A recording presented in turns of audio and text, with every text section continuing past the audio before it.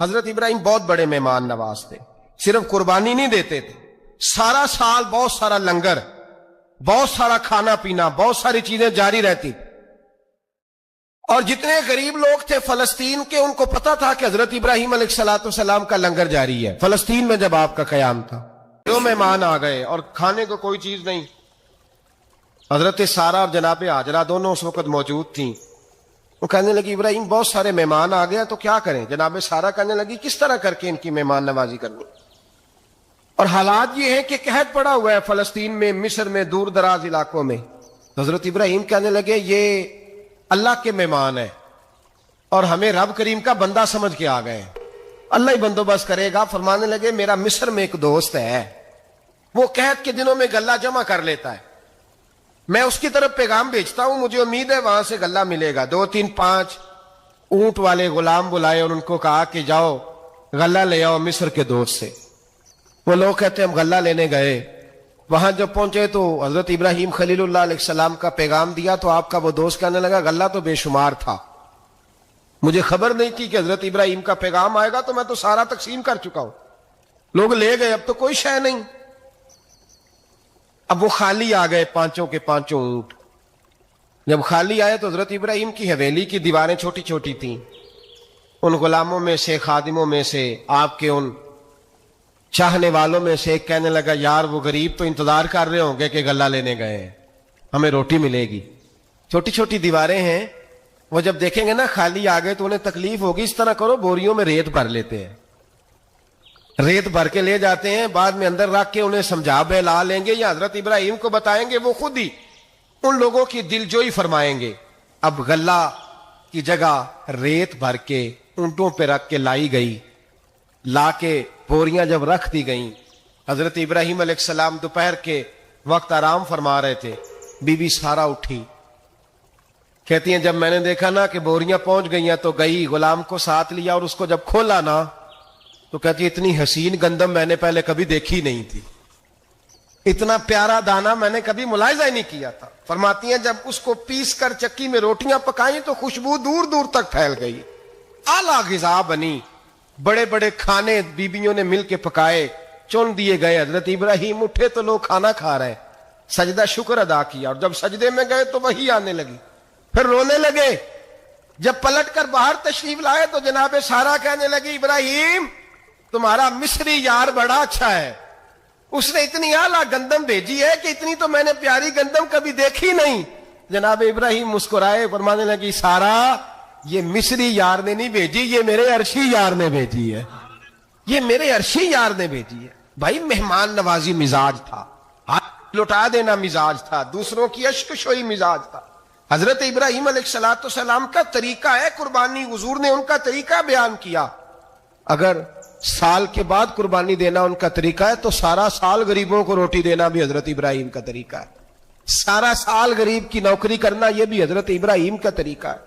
بھوکے کو کھانا کھلانا یہ بھی. میرے مصطفیٰ کریم سید عالم صلی اللہ علیہ وسلم سے صحابہ نے پوچھا حضور بہترین مسلمان کون ہے؟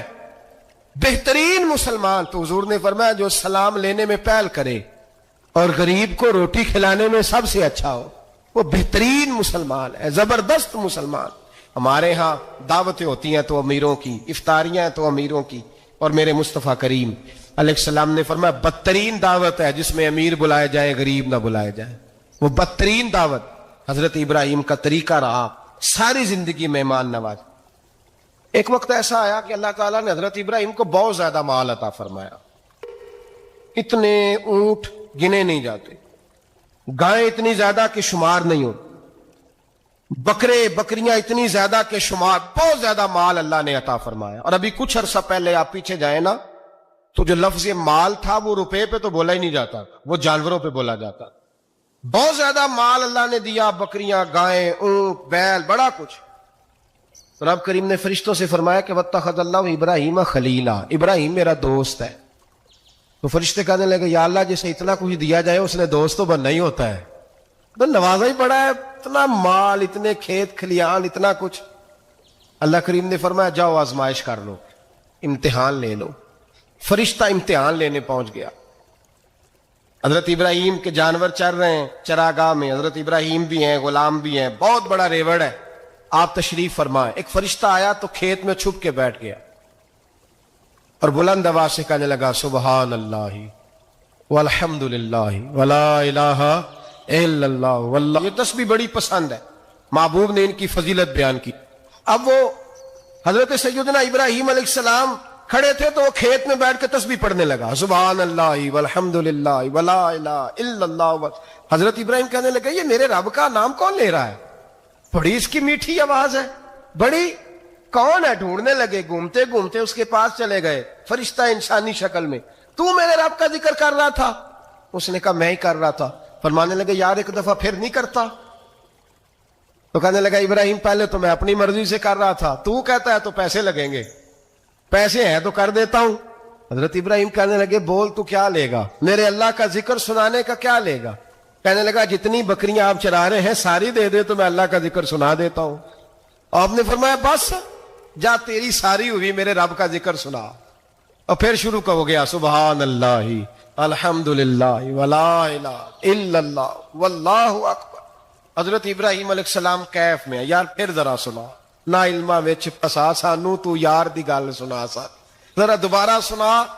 میں پھر سنایا، ایک دفعہ پھر کہا، فرشتہ کہنے لگا بس یہ آپ کے پیسے پورے ہو گئے۔ حضرت ابراہیم کہنے لگے چل ایک دفعہ اور سنا۔ کہنے لگا پیسے لگیں گے، تو کیا لے گا؟ کہنے لگا گائیں بھینسیں ساری میری۔ فرمایا بس یار اتنی قیمت، تو سنا صحیح، سارا کچھ ہی تیرا۔ پھر شروع ہو گیا سبحان اللہ والحمد للہ ولا الہ الا اللہ واللہ اکبر۔ گائیں دے دیں، بھینسیں دے دیں، وہ ذکر سناتا ہے۔ حضرت ابراہیم کبھی مچلتے ہیں، کبھی روتے ہیں، کبھی آہیں بھرتے ہیں، تو میرے رب کا نام لے رہا ہے، ذرا پھر سے لے، کیف جاری ہے۔ کہنے لگا بس بھائی۔ حضرت ابراہیم فرمانے لگے تو اور لے لے جو لینا ہے، مجھے ذکر سنا۔ اس نے کہا ابراہیم بکریاں میں لے چکا، گائے بھینسیں میں لے چکا، اونٹ رہ گئے، سارے لے لوں گا پھر ذکر سناؤں گا۔ فرمایا جا تیرا ہوا تو ذکر سناتا رہ، میں دیتا ہوں۔ دے دیا، کچھ دیر ذکر کیا تو اب خاموش ہو گیا۔ حضرت ابراہیم خلیل اللہ علیہ السلام فرمانے لگے ذکر سنا۔ کہنے لگا ابراہیم اب تیرے پاس دینے کو کیا ہے؟ ہر چیز تو میں لے چکا۔ آپ فرمانے لگے یہ گائے بھینسیں بکریاں چرانے کے لیے تجھے کوئی نوکر ملازم بھی تو چاہیے نا، تو اس طرح کر مجھے رکھ لے، میں روٹی نہیں مانگوں گا، کھانا نہیں مانگوں گا، تو اللہ کا ذکر سناتا رہنا، میں تیرے جانوروں کی نوکری کرتا رہوں گا۔ حضرت ابراہیم علیہ السلام نے جب یہ کہا نا، فرشتے کی آنکھوں میں آنسو آ گئے۔ تر دامنی پہ شیخ ہماری نہ جائیے، ہم دامن نچوڑ دیں تو فرشتے وضو کریں۔ فرشتہ رو پڑا اور کہنے لگا ابراہیم مجھے سینے سے لگاؤ، آپ واقعی اس قابل ہے کہ اللہ آپ کو اپنا دوست بنائے، واقعی اس قابل ہے کہ رب آپ کو اپنا۔ حضرت ابراہیم علیہ السلام کا خدا سے محبت کرنے کا نرالا انداز، اور میرے بھائی یہی محبت انہیں میرے مصطفیٰ سے بھی تھی۔ ایک نبی گھر بنا رہا ہے، دوسرا بنوا رہا ہے، حضرت اسماعیل علیہ السلام پتھر اٹھا کے لا رہے ہیں، جناب ابراہیم بنا رہے ہیں۔ جب خانہ کعبہ بن گیا تو کہنے لگے ربنا وابعث فیہم رسولا، اے اللہ اب اسے بسانے کے لیے اپنا آخری رسول بھی عطا فرما۔ نبی پاک فرماتے ہیں میں دعا ہوں حضرت ابراہیم کی، پر حضرت ابراہیم سے رب کریم نے فرمایا چل ابراہیم کوئی چیز دے، تو کہا یا اللہ تینوں ہی تیرے نام پہ قربان کرتا ہوں، تیری ہوئی ساری، ہر شے تیری۔ حضرت ابراہیم نے دین کے لیے، آپ شہر بابل کے قریب پیدا ہوئے تھے، وہاں سے مصر آئے، مصر سے فلسطین آئے، اور فلسطین سے آ کر کے کعبہ آباد فرمایا۔ زندگی سفروں میں گزری، سفر ایک تکلیف والی چیز ہے، پر حضرت ابراہیم نے وطن چھوڑ دیا، گھر چھوڑ دیا۔ جان بڑی عزیز ہوتی ہے، تو حضرت ابراہیم نے جب دین کے لیے نکلے تو جد و جہد کی، گھر کے اندر بھی گھر کے باہر بھی۔ آپ کے والد کا نام طارق ہے، وہ توحید پرست تھے، ایماندار تھے، پرہیزگار تھے۔ آپ کے چچا کا نام آزر ہے، وہ بت پرست تھے، بت بیچا کرتے تھے۔ حضرت سیدنا ابراہیم علیہ السلام جب میدان عمل میں نکلے تو حضرت ابراہیم علیہ السلام نے اپنے گھر سے جہاد شروع کیا، لڑنا پڑا۔ گھر کے اصولوں سے چچا نے جو رواج بنائے ہوئے تھے اس رواج سے ٹکرائے، فرمایا میں اپنے گھر کے اندر یہ بت پرستی نہیں ہونے دیں گا۔ چچا کو ایک دفعہ نہیں بار بار 100 دفعہ سمجھایا. آپ کا چچا بت بنا کے بیچا کرتا تھا. حضرت ابراہیم علیہ السلام تھوڑے بڑے ہوئے تو کہنے لگا کہ چلو میرے ساتھ, تم بھی بت بیچنے ہیں, ہمارا کاروبار ہے. حضرت ابراہیم ساتھ نکلے تو بت پکڑا ہے, گندے پانی کے اندر اس بت کو ڈبوتے ہیں, کہتے ہیں کسی نے خریدنا ہے تو خرید لو, نہ یہ نفع دے سکتا ہے نہ نقصان دے سکتا ہے. جو اپنا آپ نہیں بچا سکتا تمہیں کیا بچائے گا, خریدنا ہے تو خرید لو. چچا کہنے لگا تو کاروبار چمکا رہا ہے کہ تباہ کر رہا ہے. گھر میں بڑے معاملات خراب ہوئے, جھگڑے ہوئے, لیکن حضرت ابراہیم علیہ السلام ایک منٹ کے لیے بھی اپنے گھر کے اندر بھی کمپرومائز کرنے کو تیار ہیں. یہ تھوڑا مشکل میں نے پہلو چھیڑ دیا ہے, یہ تھوڑا مشکل پہلو چھیڑ دیا ہے. تھوڑا سمجھدار آدمی ہے پر بیوی سے پردہ نہیں کرا سکتا, سیانا ہے, پنچایت کا بندہ ہے, جو اس سے آپ کہیں گے وہ بات یہ سنائے گا, لیکن کہتا ہے نہیں جی میں نے کوشش کر لی ہے. کس قسم کی کوشش ہے صاحب, یہ کیسے ہو گیا؟ حضرت ابراہیم علیہ السلام نے گھر کے اندر سے فرمایا نہیں کرنے دوں گا, گھر کے اندر بھی ٹکرائے, فرمایا تم جو بھی ہو پاش پاش کیا چچا کے اصولوں کو, اور باہر جب نکلے تو صرف علاقے کے چیئرمین سے نہیں ٹکرائے, ایم پی ایم این اے وزیر مشیر سے نہیں ٹکرائے, سپر پاور نمرود دنیا کا واحد حکمران تھا اس وقت, دوسرا کوئی حکمران ہی نہیں تھا, اکیلے حکمران سے جا کر ٹکرائے.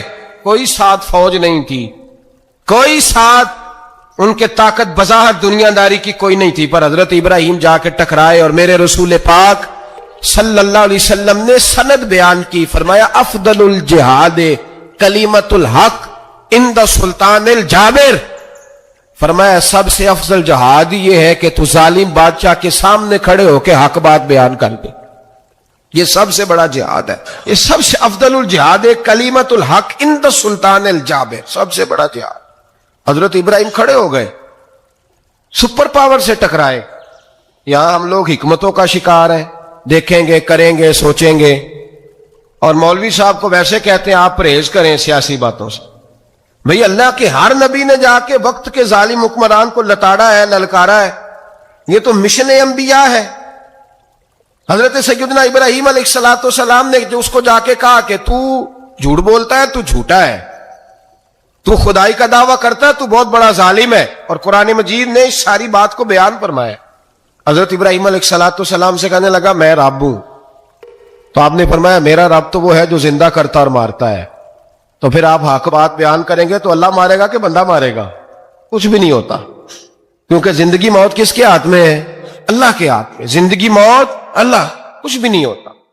انسان صحیح سمت کا تعین کرے اور صحیح صحیح چلے. حضرت علی شیر خدا سے کسی نے کہا تھا کہ آپ کے بڑی دشمنی ہے, کوئی محافظ رکھ لیں. آپ فرمانے لگے موت خود بہت بڑی محافظ ہے, وقت سے پہلے آتی ہی نہیں. بڑی محافظ ہے, وقت سے پہلے. علامہ نورانی رحمت اللہ تعالی علیہ کراچی جیسے شہر میں رہا کرتے تھے, جہاں گام گام پہ خطرہ تھا. لوگوں نے کہا حضرت اتنے بڑے لیڈر ہو, آپ کی جماعت کی 62 سیٹیں ہوئی قومی اسمبلی میں, ایک ایسا وقت بھی آیا تو کوئی ایک آدمی بندوق والا. آپ فرمانے لگے مجھے ضرورت ہی نہیں, اس لیے کہ جس خدا رسول کے لیے میں نکلا ہوں وہ خود ہی حفاظت کرنے والے ہیں, ضرورت نہیں ان چیزوں. تو بھائی حضرت ابراہیم ٹکرائے, اور آپ کا انداز کیا ہے؟ جا کے کہا کہ تو نہیں, خدا وہ ہے جو زندہ کرتا. اور اس نے ایک بیوقوفوں جیسی دلیل دی. ایک آدمی کو کل پھانسی دینی تھی تو اس کو بلایا, کہنے لگا تجھے کب پھانسی ہے؟ اس نے کہا کل. کہنے لگا جا تجھے آزاد کیا, زندگی دی, اس کو چھٹی دے دی. ایک عام آدمی بیچارہ بیٹھا تھا, اس کو پکڑ کے نا کہنے لگا اس کی گردن اڑا دو. کہنے لگا دیکھ لو میں بھی زندہ کرتا اور مارتا ہوں, وہ جو کل مرنے والا تھا میں نے زندہ کر دیا ہے, اور جس کو پتہ ہی نہیں تھا کہ میں نے مرنا ہے اسے پکڑ کے میں نے مار دیا ہے. یہ بیوقوفوں جیسی دلیل ہے. حضرت سیدنا ابراہیم علیہ السلام چاہتے تو اسی وقت دلیل توڑ دیتے کہ تو کیا بیوقوفوں جیسی بات کر رہا ہے, اگر تو زندگی دیتا ہے تو مرے ہوئے میں جان ڈال کے دے جس کو تو نے مارا ہے. لیکن حضرت ابراہیم نے دیکھا کہ بیوقوف ہے, بیوقوفوں سے بحث نہیں ہوتی, دلیل بدل لی جاتی ہے, ان کی عقل کے مطابق بات کی جاتی ہے. حضرت ابراہیم فرمانے لگے میرا رب وہ ہے جو سورج مشرق سے نکالتا ہے اور مغرب میں غروب کرتا ہے. تو اگر رب ہے تو تو مغرب سے نکال کے مشرق میں غروب کر. فبہت الذی کفر، کافر لاجواب ہو گیا، اس کے پاس اس چیز کا کوئی جواب نہیں تھا۔ علامہ اسماعیل حقی نے ایک خوبصورت فقرہ لکھا ہے، خوبصورت، جان ڈال دی ایک جملہ کہہ کے۔ حضرت سیدنا علامہ اسماعیل حقی رحمت اللہ علیہ فرمانے لگے چونکہ نمرود بیوقوفوں جیسی باتیں کر رہا تھا، اگر وہ یہ کہہ دیتا نا کہ میں سورج کو نکالتا ہوں مشرق سے، میں غروب کرتا ہوں معاذ اللہ مغرب میں، میں نکالتا ہوں، تو آپ اپنے رب سے کہیے کہ وہ مغرب سے نکال کے مشرق میں غروب کرے۔ علامہ اسماعیل حقی فرماتے ہیں رب کریم کی آواز قدرت تھی، مالک حضرت ابراہیم علیہ السلام کے اس، اگر وہ کہہ دیتا اور حضرت ابراہیم دعا کر دیتے تو رب کریم نے فرشتوں کو تیار بٹھایا ہوا تھا، فرمایا اگر یہ کہہ دے میرے خلیل سے کہ سورج مغرب سے نکال کے مشرق میں غروب کرنا ہے تو تیار رہنا، جس طرح خلیل کہیں گے ویسے ہی کر دیں گے۔ واتخذ اللہ ابراہیم خلیلا، ابراہیم ہمارا دوست جو ہوا، جیسے کہے گا ویسے کر دیں گے۔ حضرت سیدنا ابراہیم علیہ السلام کی باتوں کا جب جواب نہ دے سکا، دلیل نہیں بندہ دیتا، پھر لڑائی کرتا ہے، پھر جھوٹے موٹے اعتراض کرتا ہے، دلیل ختم ہوتی ہے تو لوگ ذاتیات میں اترتے ہیں، کہتے ہیں یہ کھانستا صحیح نہیں، دیکھتا صحیح نہیں، دلیل ختم، اب ذاتیات پہ اترے، کہنے لگے مجھے پتا چلا ہے کہ یہ فلانی جگہ گیا تھا تو وہاں جا کے اس نے اس طرح کیا ہے، پھر لوگ ذاتیات پہ اترتے ہیں، جب دلیل کا جواب دلیل سے نہیں دے پاتے پھر ذاتیات پر اتر کر حملے کرتے ہیں۔ حضرت ابراہیم کے دلائل کا جواب نمرود نہ دے سکا تو کہنے لگا کہ اس کو آگ میں ڈال دو۔ قوم گئی ہوئی تھی ساری، آپ نے بات سنی ہوئی ہے، میں نے صرف اشارہ دینا ہے، میلے پہ تو حضرت سیدنا ابراہیم علیہ السلام نے سارے بت توڑ دیے، کلاڑا بڑے بت کی گردن پہ رکھا، واپس آئے کہنے لگے بت کس نے توڑے ہیں؟ تو فرمایا اس سے پوچھ لو جس کی گردن پہ کلاڑا ہے۔ کہنے لگے یہ تو بول ہی نہیں سکتا، تو فرمانے لگے بڑے بیوقوف ہو جو بولتا ہی نہیں، سنتا ہی نہیں، اپنا آپ نہیں بچا سکتا، اس کی پوجا کرتے ہو؟ کہنے لگے پکڑو، دلیلیں ختم ہو گئی، اس کو آگ میں ڈالو۔ بہت بڑی حویلی 45 فٹ مربع پہ مشتمل ایک حویلی بنائی گئی اور 45 فٹ اونچی۔ مختلف روایات، علامہ اسماعیل حقی کہتے ہیں کہ 3 مہینے تک نمرود نے کہا کہ اس کے اندر لکڑیاں ڈالو۔ لوگ پوچھنے لگے کتنی دنیا جلانی ہے؟ کہنے لگا بندہ تو ایک جلانا ہے، پر بندہ بڑا تگڑا ہے، ایک بندہ۔ 3 مہینے لکڑیاں ڈالی گئیں، اور لوگوں کی جو تہمات ہوتی ہیں نا وہ بڑی عجیب ہوتی ہیں۔ تہمات میں نے بڑی تفصیل سے رمضان المبارک میں گفتگو کی تھی، بدشگونی، تہمات لوگ لیتے ہیں، اس وقت بھی لوگ تہمات کا شکار ہو گئے، عقیدہ بگڑ جاتا ہے تو وہ عجیب و غریب باتیں کرنے لگتا ہے، تہمات کا شکار ہو گئے۔ بیبیاں نظر مانتی، میں بیمار ہوں، اگر صحیح ہو گئی تو اتنے من لکڑی دوں گی حضرت ابراہیم کی آگ جلانے کے لیے۔ ایک عورت لے کے جا رہی ہے لکڑیاں، ایک نیک دل آدمی نے اسے پوچھا کہاں جا رہی ہو؟ کہنے لگی میں نے منت مانی تھی تو حضرت ابراہیم علیہ السلام کو معاذ اللہ جلانے کے لیے لکڑیاں لے کے جا رہی ہوں۔ تو وہ رب کریم کے بندے کہنے لگے تو ڈھونڈتی رہے گی، تجھے وہ جگہ ملے گی نہیں۔ وہ بی بی کئی مہینے گھومتی رہی، جگہ ہی نہیں ملی جہاں لکڑیاں ڈالی، ماری گئی۔ تو ہمات کا شکار ہوئے بہت سارے لوگ، تو ہمات کا بھائی، تو ہمات دین کے اندر منع ہے۔ تو ہمات دین میں کوئی نظر ماننا، کوئی کسی بزرگ کے مزار پہ جا کے سالے ثواب کے لیے کوئی چیز ماننا، یہ تو درست ہوا، لیکن غیر شرعی نظریں مان لینا کہ میں آ کے گرد چکر لگاؤں گا، میں جناب وہاں جا کے یہ والا تماشا کروں گا، میں دھاگا باندھوں گا، میں رسا کاٹوں گا، میں وہاں گندے ہو سے پانی پیوں گا، ان کی شریعت اجازت، یہ تہمات ہیں، بدشگونی ہے، دین میں ان کی کوئی گنجائش۔ آپ نظر ماننے سے پہلے بھی کسی عالم سے رابطہ کریں کہ میں منت مانگنے لگا ہوں تو کیسے ماننی چاہیے کا طریقہ پوچھیں، ایسے ہی غلط چیز کی منت تھوڑی مان لی جائے گی۔ بہرحال آمدام برسر مطلب حضرت ابراہیم کے لیے آگ جلائی گئی، 45 فٹ اونچی آگ ہے، پرندہ بھی اوپر سے گزرتا ہے تو نیچے گر جاتا ہے جل کے، اتنے دن لگا کے آگ جلائی گئی۔ اب حضرت ابراہیم کو جلایا جانے لگا ہے۔ یہاں تو موجے ہے نا، جو کسی ادارے کا سربراہ ہے اس کے لیے موج ہے، کسی جگہ آفیسر بن گیا تو موج ہے، پیر صاحب کے لیے موج ہے، علامہ صاحب کے لیے موج ہے، خطیب صاحب کے لیے موج ہے۔ جلنا کس کو پڑتا ہے؟ وہ علی کوئی نہیں رہا الا ماشاء اللہ، وہ لوگ گزر گئے، جو تکلیفیں سہ کے کام کرتے تھے.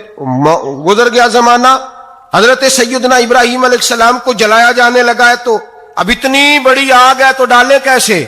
شیطان نے تجویز دی کہ منجنیق بناؤ. منجنیق, بڑے بڑے بانس باندھ کے ان کے نیچے رسا باندھو. وہ جس طرح جھولنے کے لیے جھولا بنایا جاتا ہے, اس طرح ایک منجنیق پرانے زمانے میں اس میں پتھر رکھ کے پھینکے جاتے تھے دشمنوں پہ. وہ منجنیق بنائی گئی کہ دور سے حضرت ابراہیم کو پھینکیں گے. ہاتھ حضرت ابراہیم کے باندھ دیے, پاؤں مبارک باندھ دیے, پوری زمین پہ ایک نام لینے والا خدا کا. اور اس کو آج رسیوں میں جکڑا ہوا ہے. جب پھینکا جانے لگا نا آگ میں, حوریں رونے لگی, فرشتے تڑپنے لگے, اے اللہ یہ کیا ہونے لگا ہے؟ ایک تیرا خلیل اور وہ بھی آگ میں. فرمایا جاؤ جا کے اس سے کہو اگر تمہاری مدد لیتا ہے تو اسے بچاؤ. ہوا کا فرشتہ آیا, کہا ابراہیم اگر تو کہے. او بھائی ان چیزوں کو کہانی سمجھ کے نہ سنا کریں, یہ داستان نہیں, یہ وہ طریقے ہیں جو ہمارے رسول نے ہمیں اپنانے کا حکم ارشاد فرمایا ہے. جو عقیدے, یہ وہ نظریات ہیں جو ہمیں اوڑھنے کو کہا گیا. اپنے رب کریم کی رضا پہ راضی رہنے کے یہ وہ خوبصورت مواقع ہیں صوفیاء نے جن کو بنا کر سمجھا کر ہم تک پہنچایا ہے. یہ ہے اہل طریقت کی باتیں. وہ کہتے ہیں یار جس حال میں رکھے راضی رہنا ہے. حضرت ابراہیم علیہ السلام کو پھینکا جا رہا ہے, فرشتہ آیا, اے اللہ کے خلیل اگر حکم دو تو اتنی ہوا چلاؤں کہ نمرودی جل جائیں سارے, آگ ان پہ پھینک دی جائے. آپ نے فرمایا تو جا, تجھ سے مجھے کوئی کام نہیں. تھوڑی دیر کے بعد پانی کا فرشتہ آیا, کہا حضور اتنی بارش برساؤں گا کہ آگ بجھ جائے گی. فرمایا تو جا, تجھ سے کوئی کام نہیں.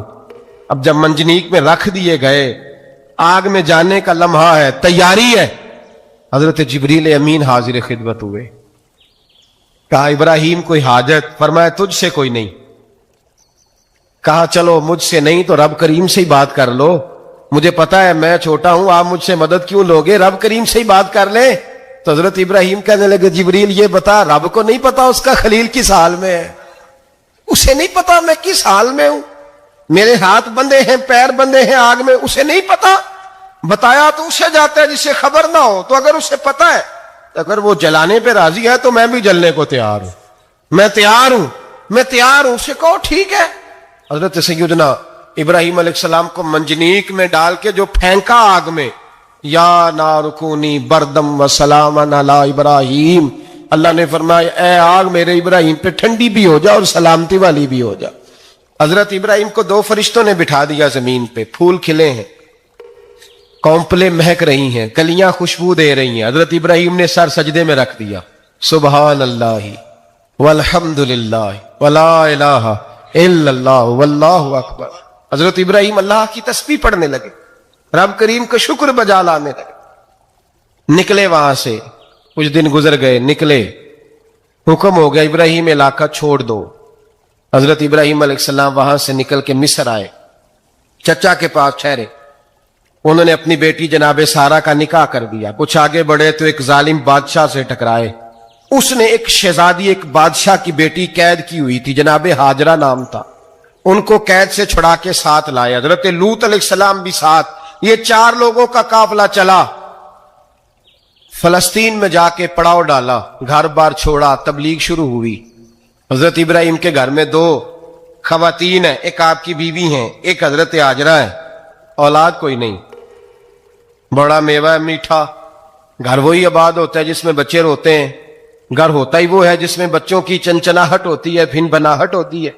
حضرت ابراہیم نے ایک بچہ روتے ہوئے دیکھا تو آنکھوں میں آنسو آئے, کہنے لگے ربی حب لی من الصالحین, یا اللہ مجھے بھی نیک اولاد عطا کر دے. حضرت سارہ نے سن لیا, کہنے لگی ابراہیم شاید میرے بطن سے تو آپ کو نصیب نہیں, ہاجرہ سے نکاح کر لو. جناب ہاجرہ سے نکاح ہوا. اللہ تو بڑا بے نیاز ہے, رب کریم نے حضرت اسماعیل جیسا خوبصورت بیٹا عطا فرمایا. بیٹا کالا سیاہ بھی ہو تو سینے کی ٹھنڈک ہوتا ہے, پر یہ تو وہ بیٹا ہے جس کی پیشانی میں نور محمدی چمکتا ہے صلی اللہ علیہ وسلم. حضرت سیدنا اسماعیل علیہ اتنے خوبصورت. اب جس بیوی کے ہاں بیٹا تھا, بیٹھنا اٹھنا بھی زیادہ اس کے پاس, آنا جانا بھی اس کے پاس, توجہ ادھر ہو گئی.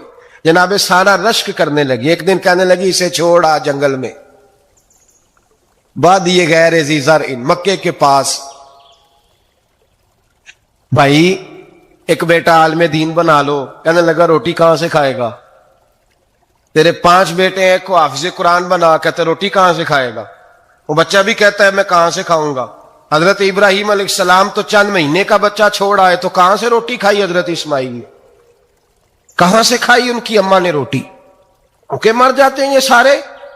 میں بڑی ذمہ داری سے کہا کرتا ہوں کہ جتنی خوبصورت روٹی اللہ کریم دین کے خادموں کو عطا کرتا ہے شاید کسی اور کے نصیب ہوتی ہو، لیکن ہم لوگ توجہ ہی نہیں کر رہے، ہمارا ذوق ہی نہیں بن رہا، ہم یہ محنت ہی نہیں کر رہے کہ قوم کو مستند علماء کی ضرورت ہے، علاقوں کے علاقے خالی ہیں، ادھر ہمارا مزاج ہی نہیں بن رہا، توجہ ہی نہیں دین کی خاطر۔ اور پھر چلے بچے تو بعد کی بات ہے نا، جو ابھی خود جوان ہے وہ بھی یہ دعا، ایک صاحب مجھے کہنے لگے میں دعا مانگ رہا ہوں اللہ مجھے بیٹا دے تو میں اسے دین پہ لگاؤں گا، تو میں نے کہا آپ بھی بوڑھے نہیں ہوئے، آپ خود ہی لگ جائیں، بیٹا تو ابھی آئے گا تو لگے گا نا، تو آپ تو اس وقت ہے تو آپ تو پہلے لگے نا صاحب، 2 گھنٹے تو نکال کے آئے، دین سیکھنے کو کافی ہے۔ آپ اتنی لمبی سوچ رہے ہیں کہ بچہ آئے گا تو بڑا ہوگا تو وہ جائے گا تو دیکھی جائے گی، ابھی تو آپ ہیں تو آپ تو آؤ۔ حضرت ابراہیم نے بچہ وہاں چھوڑا، یہاں سے جو عمرہ کرنے لوگ جاتے ہیں نا، جو حج کرنے جاتے ہیں، ان کو پتا ہے کہ وہاں دنیا کی ہر نعمت ملتی ہے، پھر بھی ڈبل ٹرپل پیسے لوگ جیبوں میں ڈال کے جاتے ہیں۔ حضرت ابراہیم جب وہاں لے کے گئے تو کوئی انسان نہیں تھا، پانی کا قطرہ نہیں تھا، 2 کلو کھجوریں، ایک مشکیزہ، بیوی کو تھمایا۔ ہمارے گھر میں ہزاروں چیزیں پڑی ہیں لیکن وہ جو توکل ہے نا وہ ختم ہو گیا ہے۔ اللہ دے گا، حلال حلال پہ قناعت کرے، جائز جائز پہ بھروسہ کرے، رب کریم عطا کرنے والا ہے، وہ مزاج ختم ہو گیا۔ حضرت سیدنا ابراہیم علیہ السلام 2 کلو کھجوریں، ایک مشکیزہ پانی کا دے کر کے، اور وہاں بٹھایا آپ نے اپنے بچے کو اور اپنی زوجہ جناب ہاجرہ کو، اور بٹھا کر کے یہ واپس پلٹنے لگے تو حضرت ہاجرہ سلام اللہ علیہ نے آواز دی، کہا ابراہیم کس کے سہارے پہ چھوڑ کے جا رہے؟ جہاں اب زمزم کا کنواں ہے نا، جو لوگ گئے ہیں انہوں نے صفا مروہ کی صحیح کی ہے، صفا مروہ سے باہر نکلے نا، سرکار کی ولادت کا مقام ہے، اس جگہ پہ آب زمزم کا کنواں تھا، وہاں حضرت سیدنا ہاجرہ کو بٹھایا، کوئی چیز نہیں، کوئی درخت نہیں، کوئی کھیت نہیں، کوئی پانی نہیں، کوئی کنواں نہیں، وہاں بٹھایا اور بٹھا کر کے نکلنے لگے تو جناب ہاجرہ فرمانے لگی ابراہیم کس کے سہارے پہ چھوڑ کے جا رہے ہو؟ کہنے لگے اللہ کے سہارے پہ۔ تو پاک باز بی بی نے ایک لفظ پوچھا، کہا ابراہیم یہ میرے رب کا حکم ہے، یہ میرے بس جن کا عقیدہ توحید مضبوط ہو ان کے لیے ایک جملہ کافی ہوتا ہے، یہ میرے اللہ کا حکم ہے؟ تو جناب ابراہیم علیہ السلام فرمانے لگے ہاجرہ ہاں رب کا حکم ہے۔ جب یہ لفظ کہے تو چاہیے تھا نا حضرت ابراہیم تسلی دیتے، تو بی بی صاحبہ تسلی دینے لگی، عرض کرنے لگی ابراہیم اگر اللہ کا حکم ہے تو پھر آپ ہماری فکر نہ کرنا، اگر یہ رب کا حکم ہے تو پھر ہماری فکر نہ کرنا، جس رب نے ہمیں یہاں تک پہنچایا ہے وہ ہمیں کبھی بھی ضائع نہیں فرمائے گا، پھر فکر نہ کرنا۔ حضرت ابراہیم آ گئے، بات آپ نے سنی ہوئی ہے، اشارہ کرنا مقصود ہے۔ 13 سال میں چلے مان بھی لیا جائے بعض روایات کی روشنی میں کہ آتے جاتے بھی رہے، لیکن مکمل دیکھ بھال اپنے بچے کی پرورش میں پورا حضرت ابراہیم علیہ السلام کا کردار، سارا کردار ماں کا تھا۔ میں جب خواتین کے بارے میں کوئی بات کرتا ہوں تو میں آپ کو اکثر کہتا ہوں کہ یہ صرف بیوی کے لیے حکم نہیں ہوتا، یہ ٹریننگ بیٹی کو دینی ہے اور بہن کو دینی ہے، یہ تربیت کرے اپنے گھر میں۔ میں تجربے کی روشنی میں یہ بات عرض کیا کرتا ہوں کہ بھائی بچے باپ کے فرما بردار اس وقت ہوتے ہیں جب اماں انہیں باپ کا فرما بردار کرتے ہیں، اور بچے باپ کے نافرمان بھی تب ہوتے ہیں جب اماں انہیں باپ کا۔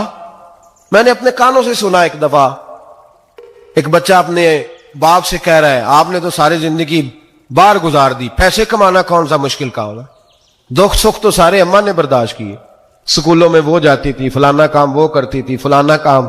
اب یہ سوچ اس کی ذاتی تو نہیں، یہ اس کو دی گئی ہے، اور اگر اس کو یہ سوچ دے دی جائے کہ اماں کہے کہ میں تو اپنوں میں رہی ساری زندگی، میں نے تو اپنوں میں وقت گزارا، اور تیرا باپ تو کئی دفعہ جنازے بھی نہیں پڑھ سکا، نے تو ماں باپ ایسے دفن کر دیے، وہ اگر یہ سوچ فراہم کرے تو پھر بچہ باپ کا فرما بردار ہوتا ہے۔ اور یہ والی روایتیں ہم بیوی کو سناتے ہیں، حالانکہ کس کو سنانی چاہیے؟ بولیے، بہن اور बेटी को, बहन और बेटी को सुनाएं ये बातें, उनको समझाएं, ताकि आगे जाके वो जो घर तरतीब दे वो घर बड़ा उम्दा और निखरा हुआ हो। हजरत सैयदना इब्राहिम 13 साल के बाद आए, चूंकि घर में अल्लाह तबारक व तआला की दोस्ती का चर्चा था, अल्लाह तबारक व तआला की महबूबियत का गलबा था। 13 साल के बाद फलम्मा बालगा माँ हुसा, या बेटा जब इतना बड़ा हुआ कि साथ चलने लगा, तो हजरत इब्राहिम ने अपने बेटे को बुला के कहा, बेटा मुझे ख्वाब आई है, मैं तुझे ज़िबा कर रहा हूं, तेरी क्या रजा है? तो हजरत इस्माइल कहने लगे, या अबतिफ अलमा तो उमर, अब्बा जी अल्लाह जैसे हुक्म देता है मेरे साथ वैसे ही करे, जैसे अल्लाह हुक्म देता है वैसे ही बोलिए, वैसे ही करे। हजरत हाजरा को कहा कि एक दोस्त ने दावत की है तो वहां जा रहे हैं, बीबी मुतमईन है, तफसीलात की जरूरत नहीं, खत्म बात, एतबार है, मुतमईन हो गई। शैतान पीछे से आया अम्मा के पास, जरा थोड़ी देर के लिए तसव्वुर जमाइए, यहां तो पड़ोसन आके कोई बात बता देती है खावंद के बारे में तो कई महीने झगड़ा जारी रहता है, पड़ोसन मल्लेदार। शैतान ने आके बताया लफ्ज क्या है? कहा हाजरा तुम्हें पता है कहां जा रहे हैं? कहा दोस्त की दावत में। तो कहने लगे दोस्त कौन है? रब करीम। और इब्राहिम का ख्याल है कि उस रब ने मुझे हुक्म दिया है कि मैं ज़िबा करूं। तो हजरत हाजरा कहने लगी कभी बाप भी बेटे ज़िबा करते हैं? शैतान कहने लगा उनका ख्याल है कि उनके रब ने हुक्म दिया है। जनाब हाजरा फरमाने लगी अगर रब ने हुक्म दिया तो फिर तू मुझे शैतान लगता है, तू मुझे शैतान लगता है। का क्या मतलब? फरमाने लगी अगर रब करीम का हुक्म है तो मेरे पास एक इस्माइल है, अगर 1000 भी होते मैं सारे अल्लाह के रास्ते में पेश कर दे देती। मालिक का ही तो है सारा कुछ, उसी का है, इसमें लैतोला अल्लाह की क्या गुंजाइश। हजरत सैयदना इब्राहिम अलैहिस्सलाम ने बेटे के हलक पे छुरी रख भी दी और छुरी चला भी दी, रख भी दी, और वो तो अल्लाह करीम ने फरमाया या इब्राहिम कद सदक़ता रुया, इब्राहिम तूने ख्वाब सच्चा कर दिखाया। हुजूर सल्लल्लाहु अलैहि वसल्लम के पास एक मेहमान आ गए रात के वक्त में। जब वो आए तो हुजूर ने पूछा खाना खाना है? तुमने कहा खाना है। झूठ और भूख को जमा करना मना है? कहा जी खाना है। तो हुजूर सल्लल्लाहु अलैहि वसल्लम ने फरमाया अज़वाज मुतहरात के घरों में पता करो कुछ है। हजरत उम्मे सलमा के घर में पता किया तो कहा या रसूलल्लाह 4 दिन से रोटी नहीं पकी। हजरत ज़ैनब से पूछा तो कहा हुजूर कई दिन से चूल्हा ही नहीं जलाया। हजरत आयशा सिद्दीका, हजरत मैमूना, हजरत सौदा, तमाम घरों से बज़ाहर ये दो जहां के शाह हैं पर पास कुछ रखते नहीं, दो जहां की नेमतें हैं इनके खाली हाथ में। हर चीज है पर फकर इख्तियारी है। कोई शय ना मिली तो नबी पाक सल्लल्लाहु अलैहि वसल्लम ने मस्जिद में ऐलान किया, फरमाया कौन है जो मेरे मेहमान को रोटी खिलाए। इन लफ्जों का हुसन कोई हुसन वाला ही समझ सकता है। फरमाया कौन है जो मेरे मेहमान को खाना खिलाए। तो एक सहाबी ले गए और उठे, वो सहाबी जो सहाबा में गरीब थे, एक अंसारी जो गरीब आदमी थे। बहुत ज्यादा अमीर आदमी अल्लाह की राह में खर्च नहीं कर पाता, उसके लिए मुश्किल हो जाता है। उसके लिए बहुत अमीर आदमी जो होता है ना, वो जितना ज्यादा अमीर होता है ना उतनी दीवार उसके गिर्द खड़ी हो जाती है पैसों की, मुश्किल हो जाता है उसके लिए। गरीब आदमी खड़े हुए, अगरचे मेरे महबूब के गुलामों में जो बड़े अमीर थे वो भी खर्च करने में बड़े आगे थे। हजरत उस्मान गनी रदी अल्लाह ताला, हजरत अब्दुर्रहमान इब्ने औफ, हजरत अबू बकर सिद्दीक रदी अल्लाह। लेकिन ये गरीब आदमी का हुजूर मैं ले जाऊंगा, मैं लेके जाऊंगा। और ये बुखारी मुस्लिम है। हुजूर ने फरमाया ले जाओ। वो अब सहाबी घर ले गए और बीवी से मशवरा किया, बात पे गौर करना, हर चीज की भूख देखी जा सकती है, बच्चों की नहीं देखी जा सकती। वो अंसारी हुजूर के मेहमान को घर ले गए, जाके बीवी से मशवरा किया, कहा भली मानस घर में कुछ है? तो उसने कहा थोड़ा सा बच्चों के लिए खाना रखा है, बच्चों के लिए। बच्चे तो बुज़दिल कर देते हैं, बच्चे तो आदमी को बुज़दिल कर देते हैं, बच्चे तो मार देते हैं, कलेजा फट जाता है बच्चा भूखा हो तो, नींद नहीं आती। अब सहाबी अपनी बीवी से क्या कहते हैं? कहते हैं बच्चों को बहला के सुला दे, और रसूलुल्लाह के लिए नहीं, रसूलुल्लाह के मेहमान के लिए, भाई नबी पाक के लिए नहीं, हुजूर के तुझसे दर दर से सग और सग से है मुझको निस्बत, मेरी गर्दन में भी है दूर का पटका तेरा, तुझसे दर दर से सग सग से है मुझको निस्बत। लंबी बात है। کہ بچوں کو سلا دو. بی بی نے بچوں کو سلا دیا تو میاں بیوی کا مشورہ ہوا کہ مہمان کے ساتھ بیٹھ کے روٹی کھانا بھی سنت ہے.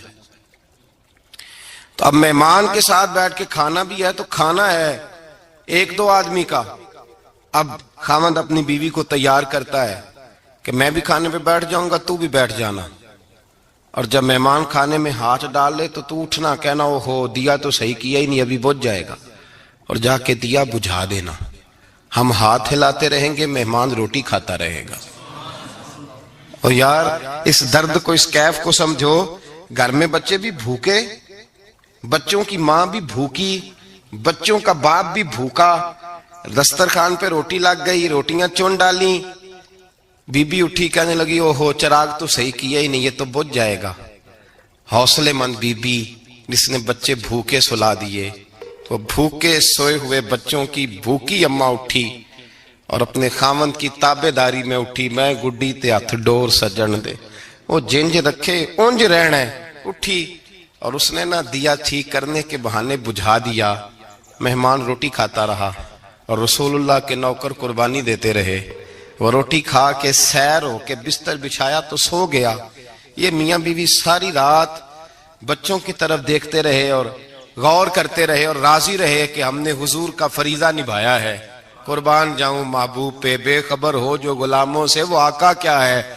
وہ صحابہ وہ اگر قربانیاں دیتے تھے تو جو اعزاز ملتا تھا وہ بھی بڑا شان والا ہے. صحابی کہتے ہیں میں فجر کی نماز پڑھنے مسجد آیا, پہلا قدم رکھا تو میرے کریم بولے, حضور نے فرمایا رات جو تو نے اور تیری بیوی نے عمل کیا ہے خدا کو بھی بڑا پسند آیا ہے, محمد مصطفیٰ کو بھی بڑا پسند ہے. اور پھر ایک لفظ اور ہے حدیث میں, ایک روایت میں کچھ جملے اور بھی ہیں. حضور نے فرمایا جب تو اور تیری بیوی رات مہمان کے ساتھ ایثار کر رہے تھے نا, تو عرش کا مالک تمہیں مسکرا کے دیکھ رہا تھا.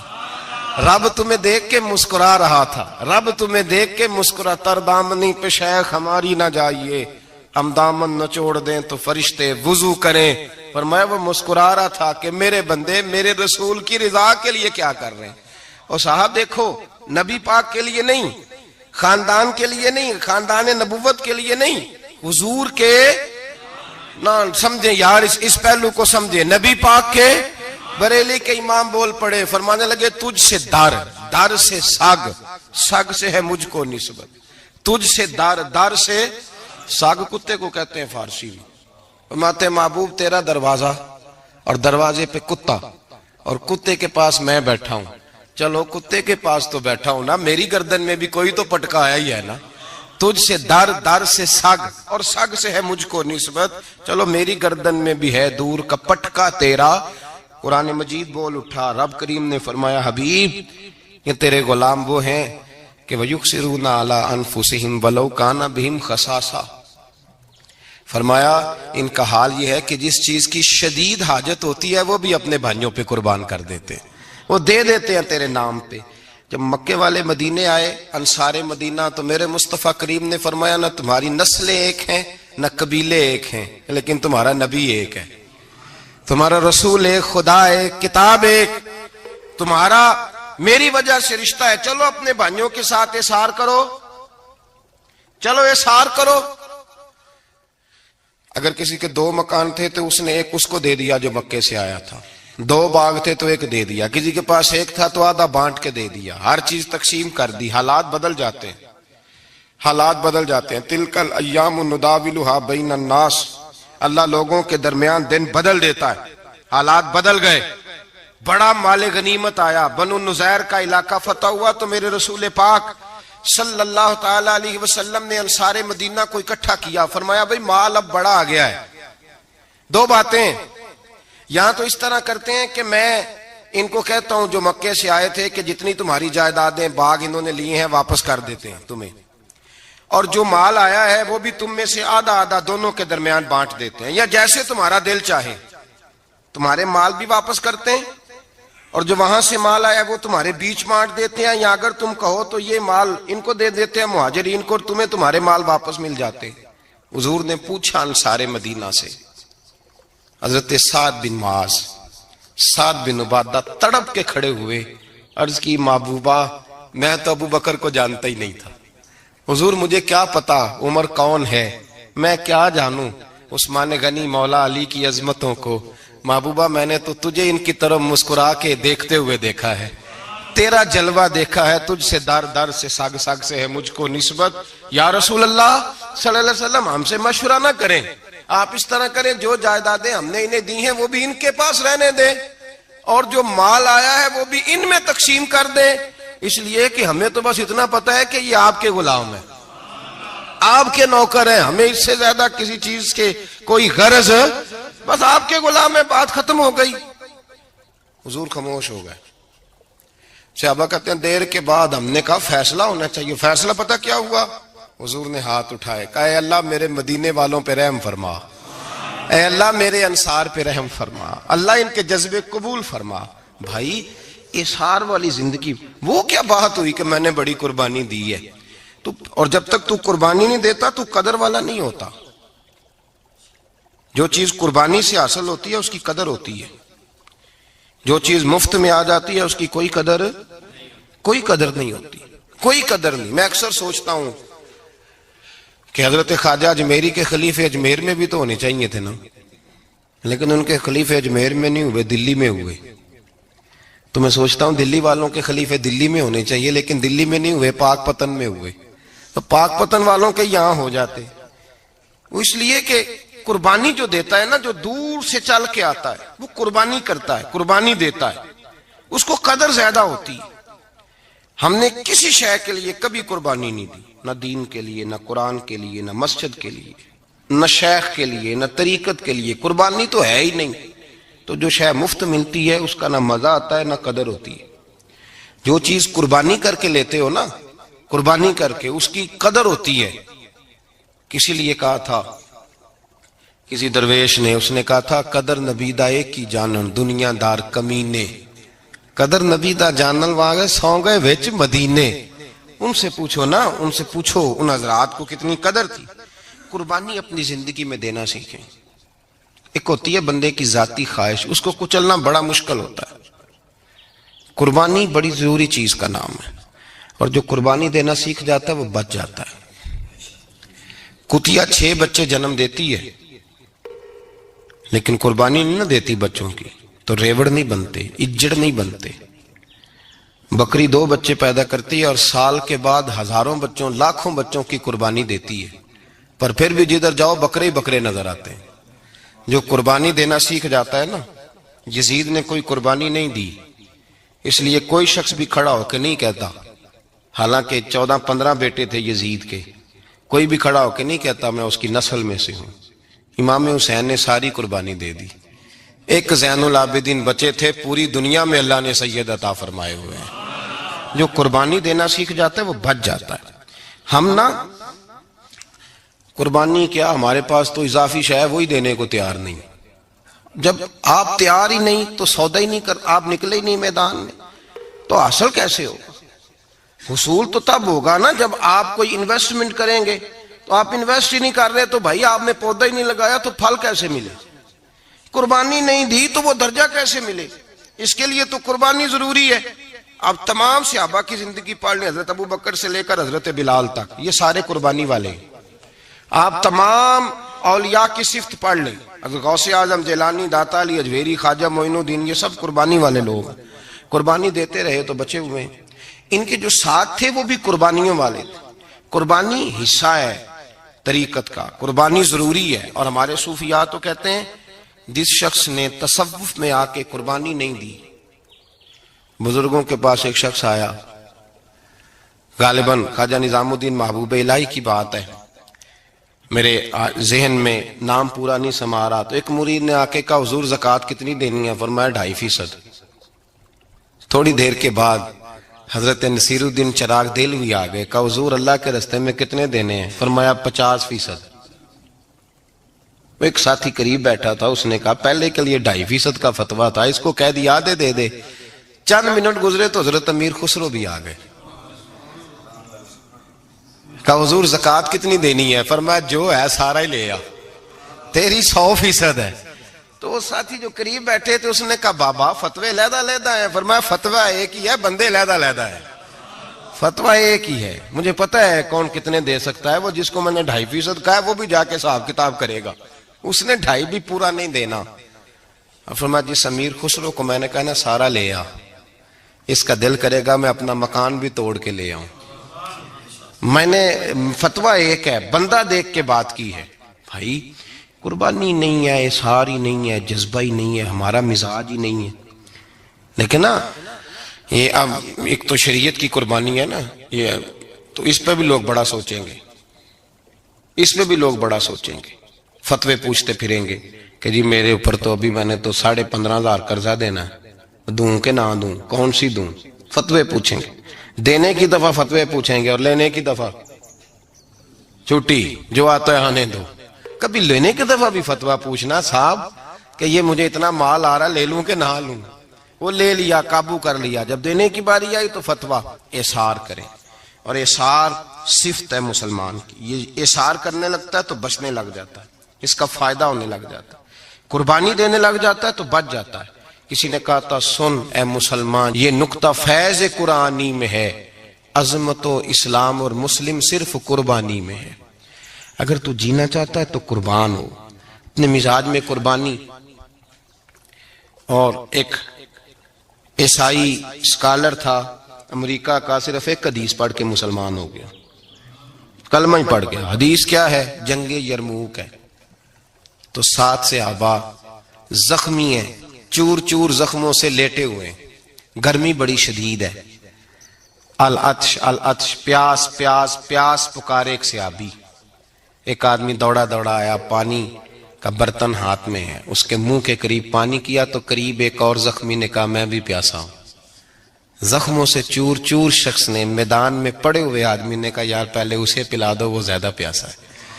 وہ کہتا ہے میں جب اس کے پاس گیا اس کو پانی دینے لگا تو ایک آدمی قریب سے اور بولا یار میرے تو زبان پہ زخم ہے, دوڑ کے آؤ, بڑی پیاس ہے. کہتا میں نے پانی کا کٹورا اس کے قریب جو کیا تو چوتھا بول پڑا. میں اس نے کہا ادھر لے جاؤ یار میرا گزارا ہو جائے گا, کام چل جائے گا. وہ کہتا 5واں بول پڑا تو چوتھے نے انکار کر دیا, میں نہیں پیوں گا, پہلے اس کے پاس لے جاؤ.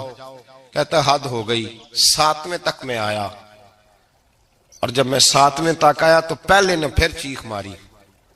تو فرماتے ہیں وہ 7واں کہنے لگا نہیں ادھر لے جا یار, اس کو پیاس زیادہ لگی ہوئی ہے. کہتے ہیں جب میں اس تک گیا تو وہ جام شہادت نوش کر چکا تھا. پلٹ کے دوسرے کے پاس آیا تو وہ بھی فوت ہو گیا.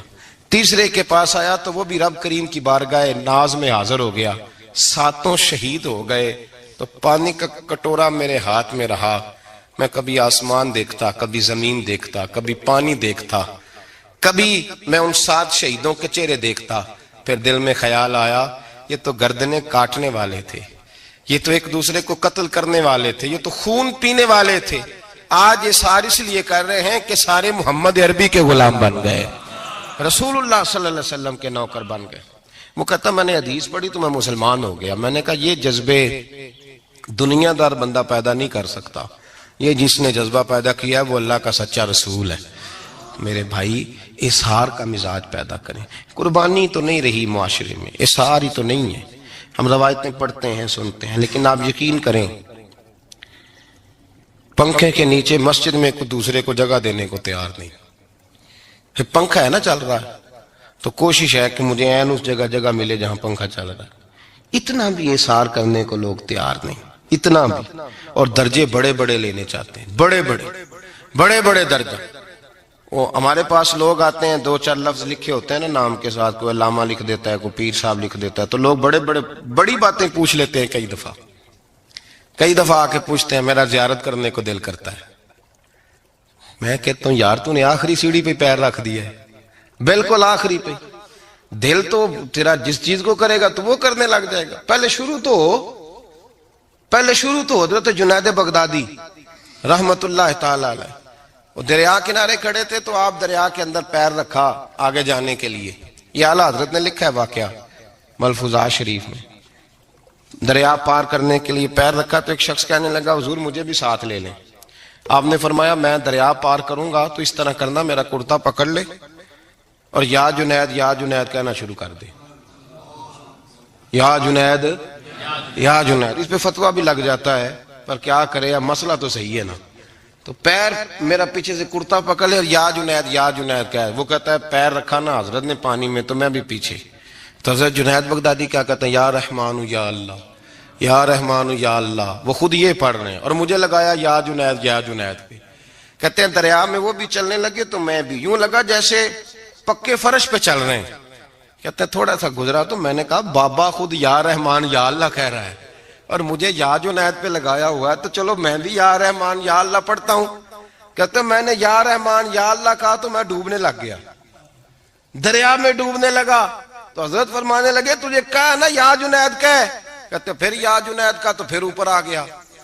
تھوڑا اور جا کے اب شیطان باز تو آتا نہیں، الذی یوسوس فی صدور الناس، یہ جاتا تو دل تک ہے نا، باز تو آتا نہیں. دن میں 36 دفعہ تو مشورہ دیتا ہے کہ سیدھی نماز پڑھو، یہ کس چکر میں لگ گئے، روز تو تقریر کرتا ہے.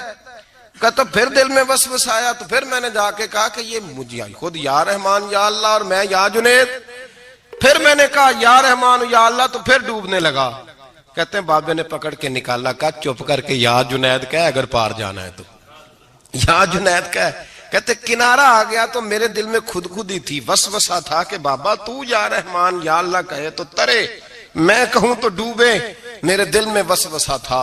اللہ والے ادھار تو رکھتے ہی نہیں نا، جو بات دل میں آتی ہے وہ بیان پہلے کر دیتے ہیں. ادھار تو ہے ہی نہیں ان کے ہاں. وہ تو کہتے ہیں تجھے بولنے کی گنجائش ہی نہیں دیں گے، تیرے سوال دل میں ہوگا جواب ہماری زبان پہ ہوگا. یہ تو چکر ہی نہیں نا، بالکل کوئی کھاتا ہی نہیں. رب کریم کا بندہ تو بات ہی وہ کرتا ہے جو کو دل میں لے کے آتا ہے. فرماتے ہیں جیسے ہی میرے دل میں یہ وسوسہ تھا، حضرت جنید بغدادی رحمت اللہ تعالی علیہ باہر نکل گئے تو پلٹ کے میری طرف دیکھا اور مسکرا کے فرمانے لگے بیٹا جنید تک تو پہنچ لے، اللہ تو ابھی بڑی دور ہے. ابھی جنید تک تو پہنچ جا، ابھی تو جنید تک نہیں پہنچا، ابھی تو میرے تک تو پہنچ جا، اللہ تو ابھی بڑی دور ہے. تو ڈائریکٹ ہی وہاں تک جانے لگا ہے، شروع تو ہو ابھی. تو یہاں لوگ سیدھا ہی آ کے کہتے ہیں زیارت کرنی ہے. مجھے ایک صاحب کہنے لگے جی میں نے ایک پیر صاحب کے بارے میں سنا ہے ان کی بیعت ہوتے ہی بندے کو نبی پاک کا دیدار ہو جاتا ہے.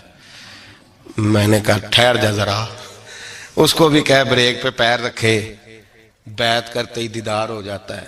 یہ کوئی لوٹ سیل ہے؟ زندگی گزر جاتی ہے انسان کی، مر جاتا ہے، اور جس کو حضور کا دیدار ہو پھر بچ جائے، پھر قائم رہے، پھر اس کی زندگی نہ بدلے، پھر اس کا دنیا سے کوئی تعلق رہ جائے. یہ پوچھ ابو بکر صدیق سے جنہیں دیدار ہوا تھا. جب دیدار ہوا تو یار رہا ہے، باقی کوئی شے بھی نہیں رہی، پھر محبوب رہے اور کچھ بھی نہیں بچتا. تو وہ کس طرح کا ہے جو دیدار بھی کراتا ہے اور پھر کہتا جاؤ دکان بھی کھول لو جا کے؟ یہ کیسی بات ہے؟ وہ ایک منزل ہے، وہ اپنی جگہ پہ آ کے آتی ہے. اور یہی بہتر ہے کہ پردوں میں وہ پردہ پوش رہے. وہ اگر پردے اٹھا دے تو کسے ہوش رہے، پھر مشکل ہو جاتا ہے معاملہ، مشکل ہو جاتا ہے. تو بھائی یاد رکھیں، قربانی دینا سیکھیں، اثار کرنا سیکھیں اور صفر سے شروع کریں. زندگی میں ہم لینے کے چکر میں پڑ جاتے ہیں تو نقصان اٹھاتے ہیں.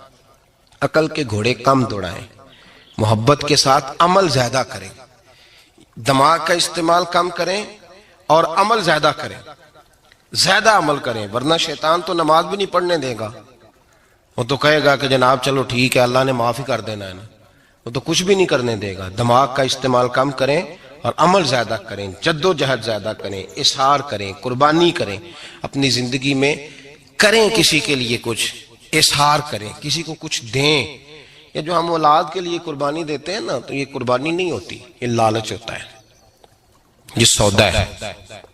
پتہ ہے آپ کو، یہ سودا ہے. ہم بچپن میں ان کی خدمت کریں گے، یہ بڑھاپے میں ہماری خدمت کریں گے. تو یہ تو تجارت ہے، یہ کوئی اصول نہیں. میرے بچے بڑے ہو گئے تو مجھے خیر صلی اللہ، یہ تجارت ہے بھائی، یہ تجارت ہے، یہ قربانی نہیں، تو تجارت ہے. یہ آپ جو کر رہے ہیں یہ تو کمیٹی ڈال رہے ہیں آپ، اور چونکہ نیت یہ ہوتی ہے خدمت کی تو پھر نصیب والوں کو خدمت ملتی ہے، قسمت والوں کو ملتی ہے. ورنہ بچے کہتے ہیں ابا جی ٹھیک ہے آپ نے ہماری خدمت کی تو سارے کرتے ہیں، آپ نے کوئی نوکی تھوڑی کی ہے. چھٹی آپ وہاں بیٹھیں، چائے ملے گی وقت پہ پہنچے گی، لیکن آپ مداخلت نہ کریں کسی چیز کے اندر، تجارت نہ کریں، اظہار کریں، قربانی کریں. ہمارے صوفیاء یہ کہتے ہیں اولاد سے بھی توقع نہ کرو خدمت کی، نہ توقع کرو.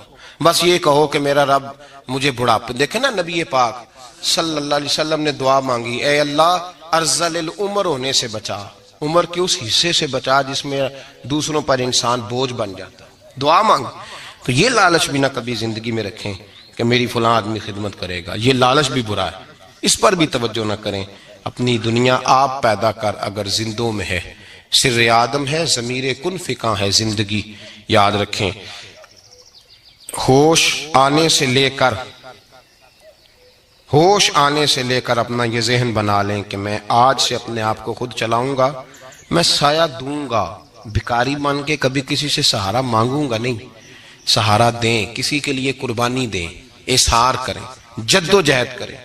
جو چیز آپ کے بس میں ہے وہ تو ہے، جو بس میں نہیں اس میں بھی کوشش کرنے کی آپ کوشش کریں، تگ و دو کریں. قربانی سے انسان سنور جاتا ہے، بن جاتا ہے.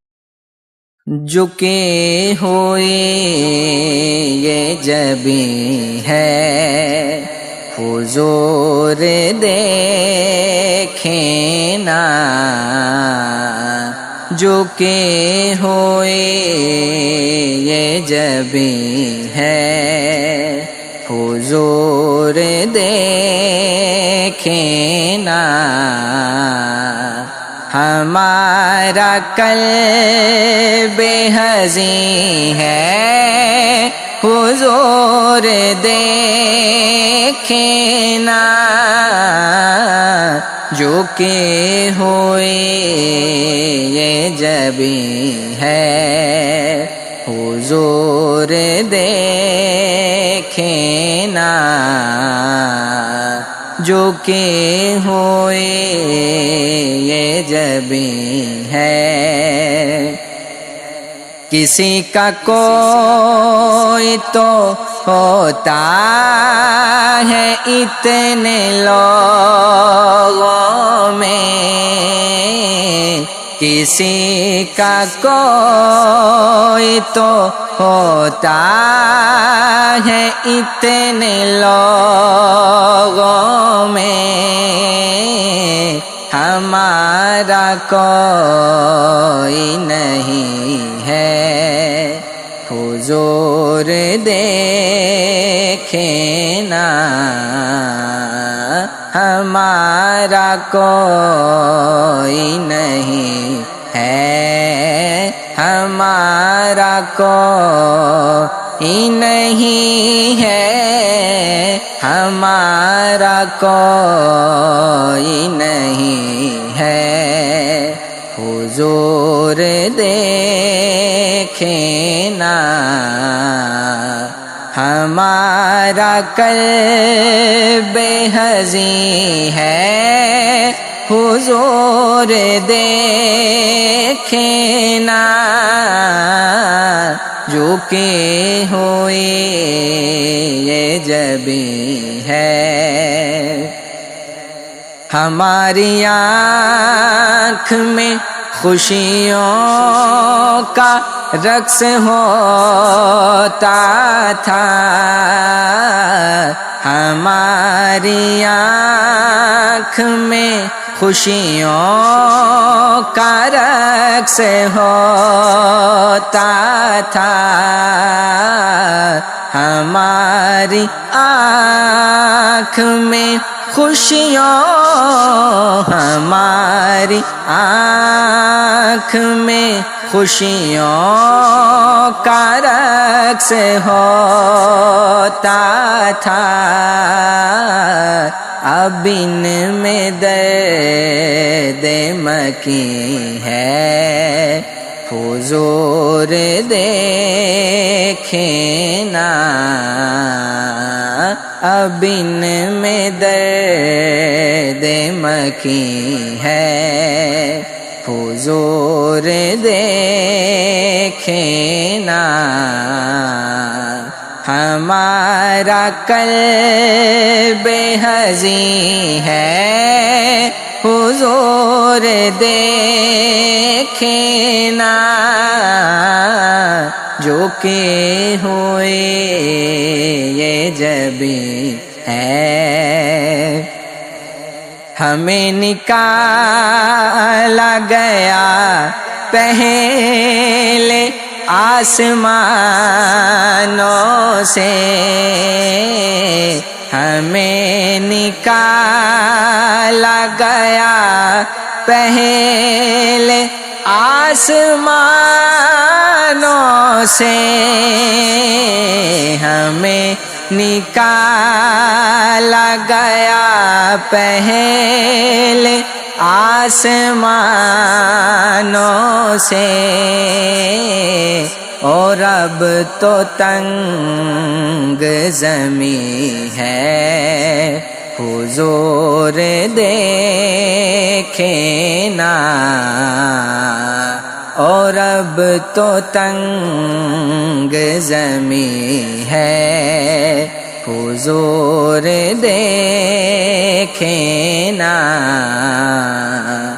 ہمارا قلب حزین ہے حضور دیکھیں نا، جو کہ ہوئے یہ جبیں ہے، دل حزین کا فقط آپ کی نظر کے سوا، دل حزین کا فقط آپ کی نظر کے سوا، دل حزین کا فقط آپ کی نظر کے سوا کوئی علاج نہیں ہے حضور دیکھیں نا، کوئی علاج نہیں ہے حضور دیکھیں نا، ہمارا قلب حزین ہے حضور دیکھیں نا، جو کہ ہوئے یہ جبیں ہے، حضور کوئی نہیں آپ کے سوا میرا، حضور کوئی نہیں آپ کے سوا میرا، حضور کوئی نہیں ہے، حضور کوئی نہیں آپ کے سوا میرا، حضور کوئی نہیں ہے حضور دیکھیں نا، حضور کوئی نہیں ہے حضور کوئی نہیں ہے حضور دیکھیں نا، ہمارا قلب حزین ہے حضور دیکھیں نا، جو کہ ہوئے یہ جبیں ہے حضور دیکھیں نا۔